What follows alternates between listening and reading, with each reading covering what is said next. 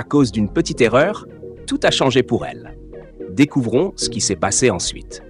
N'oubliez pas de vous abonner à cette chaîne pour ne rien manquer de nos dernières histoires. Un matin, un jeune homme nommé Alfred s'est préparé pour aller au travail. En descendant, il a salué sa petite amie Cynthia, qui a insisté pour qu'il prenne son petit déjeuner. Mais Alfred a refusé, prétextant un rendez-vous professionnel urgent.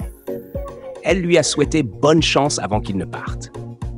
En route, Alfred a reçu un appel de son ami qui voulait discuter de quelque chose d'important.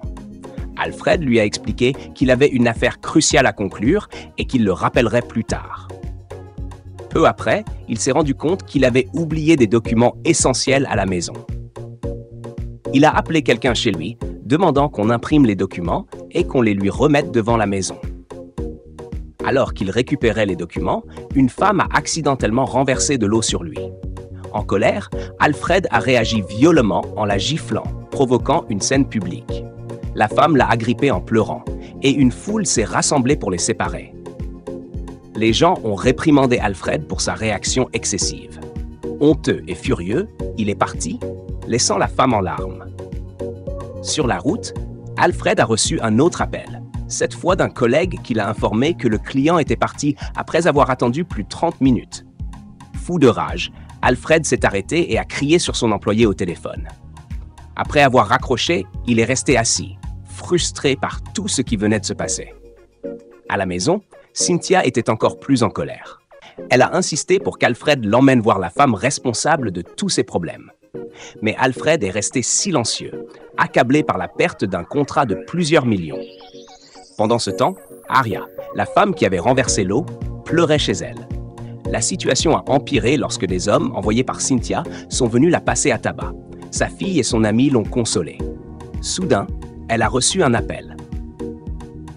Une entreprise à laquelle elle avait postulé voulait l'embaucher comme aide ménagère.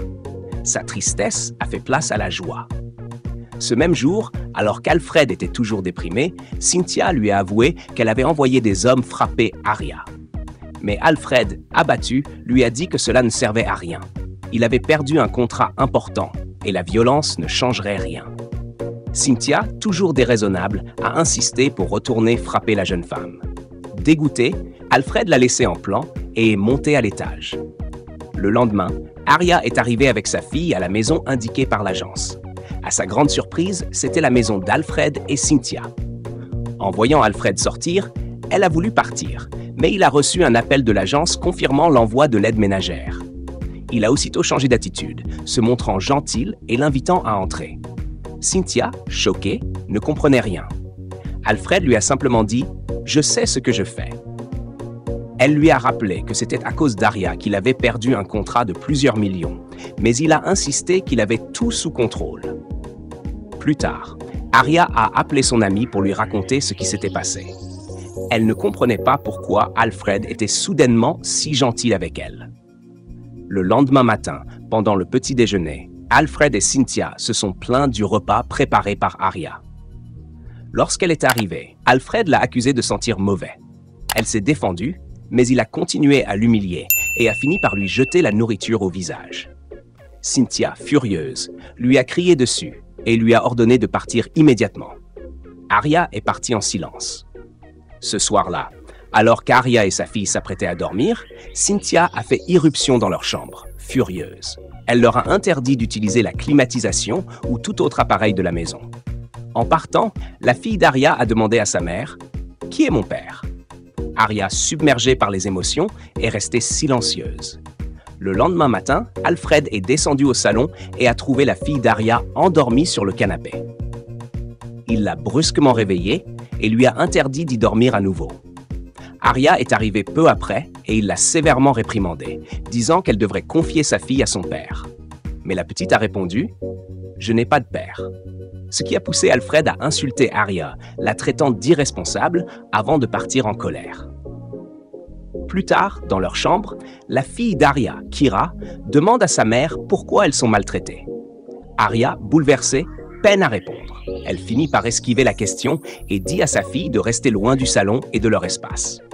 Mais Kira insiste et demande où est son père. Aria, ne sachant que dire, reste silencieuse. Ce même jour, la petite amie d'Alfred, Cynthia verse intentionnellement de l'eau sur le sol, puis appelle Arya. Quand celle-ci arrive, elle glisse, tombe et se blesse. Cynthia, méprisante, se moque d'elle et lui ordonne de laver ses vêtements. Arya les ramasse en silence et s'en va. Plus tard, alors qu'Arya lave les vêtements, Cynthia revient et lui reproche de les laver à main nue. Arya lui répond, ce qui lui vaut une gifle. Arya veut réagir, mais se retient. Cynthia l'oblige alors à s'asseoir au sol pour continuer. Puis, elle s'en va. Pendant le repas, Arya et sa fille mangent tranquillement quand Cynthia arrive à nouveau, renverse leur nourriture par terre et repart. Arya, dépassée, se sent humiliée. Le lendemain, Arya et sa fille viennent dans le salon pour demander pardon à Alfred et Cynthia.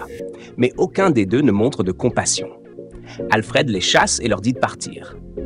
Plus tard, alors qu'Arya et Kyra chantent ensemble dans leur chambre, Alfred fait irruption, les insulte et s'en va. Kyra, choquée, dit à sa mère qu'il est méchant. Arya tente de la réconforter. Le matin suivant, Cynthia prend son petit déjeuner quand Kyra lui apporte gentiment un verre d'eau. En le posant, un peu d'eau se renverse sur la table. Cynthia gifle la petite et lui ordonne de se mettre à genoux.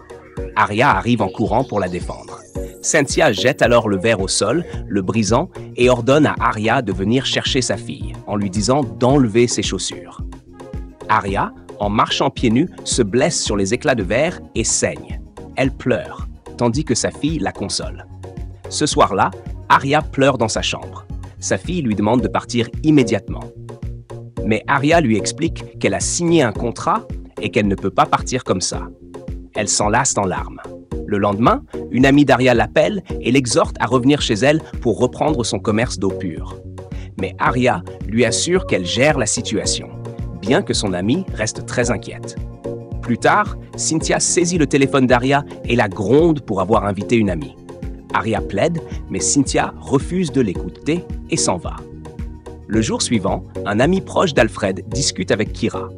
Alfred arrive, la chasse brutalement, et son ami lui reproche sa dureté envers l'enfant. Alfred explique qu'il est encore fâché contre la mère. La discussion se termine là. Plus tard, Arya aborde Alfred concernant son salaire incomplet. Alfred l'insulte, elle et sa fille, puis les renvoie froidement. Le lendemain, Arya prépare le repas. Alfred et son ami mangent ensemble et discutent agréablement. Pendant ce temps, Cynthia est dans sa chambre en train de réfléchir à comment parler à Alfred pour faire avancer leur relation, puisqu'ils sont ensemble depuis plus de 4 ans. Le jour suivant, l'ami proche d'Alfred lui confie une nouvelle bouleversante. Après avoir fait des tests avec sa petite amie, il a découvert qu'elle ne peut pas avoir d'enfant. Alfred le réconforte et ils en parlent longuement. De son côté, Arya se confie à une amie sur tout ce qu'elle endure chez Alfred. Elle discute profondément de sa situation. Le lendemain, l'ami d'Alfred est de retour chez lui. Kyra vient discuter avec lui et ils passent un bon moment.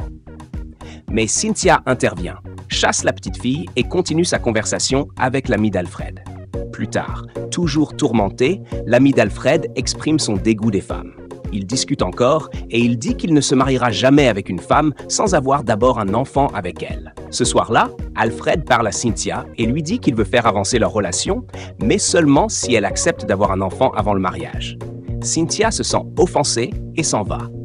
Le lendemain matin, Cynthia entre dans la cuisine. Arya la salue, mais Cynthia s'énerve et sort. Sa fille dit alors des choses méchantes sur Cynthia, mais Arya la réprimande aussitôt. Plus tard, Alfred appelle Cynthia pour lui annoncer une bonne nouvelle. Il a décroché un contrat très important. Il lui demande de revenir à la maison. Ce soir-là, Cynthia revient. Alfred lui reparle de son souhait d'avoir un enfant avec elle avant de se marier. Après réflexion, elle accepte. Ils passent un moment intime ensemble. Quelques mois plus tard, l'ami d'Alfred est à la maison. Il offre un cadeau à Kyra. Quand elle le montre à sa mère, Arya la gronde pour avoir accepté quelque chose d'un inconnu et insiste pour voir la personne. Mais Williams, l'ami d'Alfred, avait déjà quitté la maison après avoir reçu un appel urgent. Arya réprimande sa fille une fois de plus. Entre-temps, Alfred discute avec Williams. Il lui révèle une terrible nouvelle.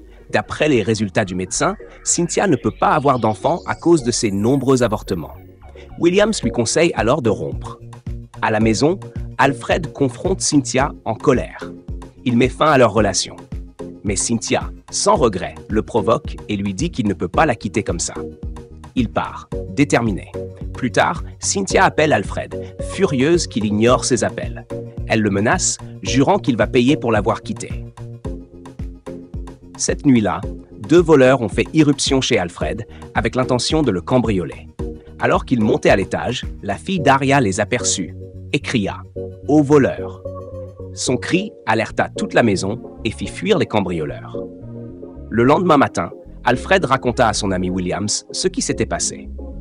Il reconnut que c'était grâce à la fille d'Aria que l'alerte avait été donnée, empêchant les voleurs d'agir. Williams lui conseilla de pardonner à Aria et sa fille et de les traiter désormais avec respect. Alfred y réfléchit sérieusement. Plus tard dans la journée, Alfred rentra du travail et trouva Kate, la fille d'Aria, assise sur une chaise. Elle se leva rapidement, mais il lui demanda gentiment de rester assise. Il lui présenta ses excuses pour la façon dont il l'avait traitée, elle et sa mère, et lui offrit un cadeau. Quand Aria entra et vit sa fille assise, elle voulut lui demander de se lever. Mais Alfred l'arrêta et présenta également ses excuses à Aria, promettant de les traiter désormais avec amour et respect. Aria fut surprise par son changement d'attitude. Puis Alfred s'en alla. Le lendemain, Aria raconta à son ami à quel point son patron avait changé et combien il était gentil avec elle. Elle lui confia aussi qu'il avait proposé d'inscrire Kate à l'école. Son ami se réjouit pour elle et elles en discutèrent avec enthousiasme. Ce soir-là, pendant qu'Alfred et Kate regardaient la télévision, Aria entra et demanda à sa fille d'aller se coucher. Ensuite, elle s'assit à côté d'Alfred et ils continuèrent à regarder la télévision ensemble, dans une ambiance détendue. Le lendemain matin, Alfred se rendit dans la chambre d'Aria. Il demanda à Kate de les laisser seuls, puis confia à Aria qu'il avait des sentiments pour elle.